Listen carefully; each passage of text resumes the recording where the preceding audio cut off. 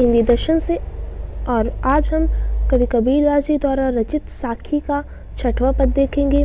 तो चलिए आज ये वीडियो शुरू करते हैं। कवि कबीरदास जी ने 6वें पद में कहा है, तू करता तू भया, मुझ में रही न हूँ, बारी फेरी बल गई, जित देखो तित तू। यहाँ तू का अर्थ होता है तुम, अर्थात यहाँ परमात्मा के लिए इंगित किया गया है। और यहाँ हूँ का अर्थ होता है अहंकार। और बारी फेरी का यहाँ अर्थ होता है जन्म मरण का क्रम। तो इस पूरे पद में कवि कबीरदास जी कहना चाहते हैं कि तू करता तू भया, अर्थात हे परमात्मा, मैं तुझे ही रटते रटते या तुम्हें ही याद करते करते तुम में ही विलीन हो गया हूँ, मुझ में रही न हूँ। अब मेरे अंदर कोई भी मैं रूपी अहंकार नहीं बचा है। बारी फेरी बल गई, अर्थात मेरा जन्म मरण का जो चक्र था वो भी अब समाप्त हो गया है। इसीलिए जित देखो तित तू, इसीलिए जिधर भी मैं देखता हूँ उधर ही परमात्मा मुझे तुम ही नजर आते हो। 7वां पद देखेंगे। कबीर सुता क्या करे, काहे न देखे जागी, जाके संग ते बिछुड़िया, ताही के संग लागी। यहाँ पर सुता का अर्थ होता है सोया हुआ, काहे ना मतलब क्यों नहीं, और बिछुड़िया का अर्थ यहाँ होता है अलग हुआ। इस पद में कबीर कहते हैं कि कबीर सुता क्या करे, अर्थात हे मनुष्यों, तुम अज्ञान की निद्रा में क्यों खोए हो, काहे ना देखे जागी, तुम जाग कर उस ईश्वर उस सत्य का दर्शन क्यों नहीं करते हो।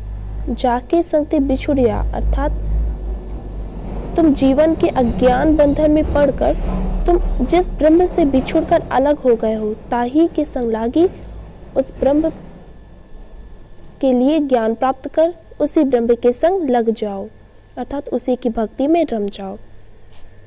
अगले पर देखते हैं। केसव कही कही कूकिए, ना सोइए असरार, राति दिवस के कूकड़े, कबहू लगे पुकार। यहाँ केशव का अर्थ केशव से है, हरि परमात्मा, और कूकिए का अर्थ यहाँ पुकारने से है। असरार का यहाँ अर्थ है आलसी होकर। इस पद में कबीर कहते हैं, कैसो कही कही कूकिए, अर्थात आप उस हरि उस परमात्मा को बार बार याद करिए। ना सोइए असरार, अर्थात अज्ञान पूर्वक निद्रा नहीं सोनी चाहिए। रात दिवस के कुकड़े, अर्थात रात दिन उस हरि का भजन करने से शायद कबहू लगे पुकार, आपकी आवाज़ या आपकी पुकार उन तक पहुंच जाए, और जो आपकी पुकार होगी वो कभी निष्फल नहीं होगी। अगले पद में देखेंगे। लंबा मार्ग दूर इखर, विकट पंथ बहुमार, कहो संतो क्यों पाइए, दुर्लभ हरि दीदार। मार्ग का यहाँ अर्थ होता है मार्ग, और यहाँ दीदार का अर्थ होता है दर्शन। विकट पंथ का यहाँ अर्थ होगा कठिन मार्ग। तो संत कबीर इस पद में कहना चाहते हैं कि लंबा मार्ग दूर इखर, अर्थात ईश्वर की प्राप्ति का जो मार्ग है बहुत लंबा है, उसका निवास स्थल घर बहुत दूर है। विकट पंथ बहुमार, और वहाँ तक पहुँचने के लिए रास्तों में अत्यंत कठिनाइयाँ आ रही हैं। कहो संतो क्यों पाइए, तो हे संतो आप ही बताइए फिर उस परमात्मा का दर्शन कैसे हो सकता है। दुर्लभ हरि दीदार, क्योंकि अब उसको पाना तो दुर्लभ होता जा रहा है। अगला पद देखेंगे। संत कबीर कहते हैं, यहु तन जालो मसी करो, लिखो राम का नाम, लेखड़ी करूँ करंक की, लिखी लिखी राम पठाऊं। यहाँ पर मसी का अर्थ है स्याही, और करंक का अर्थ है हड्डी।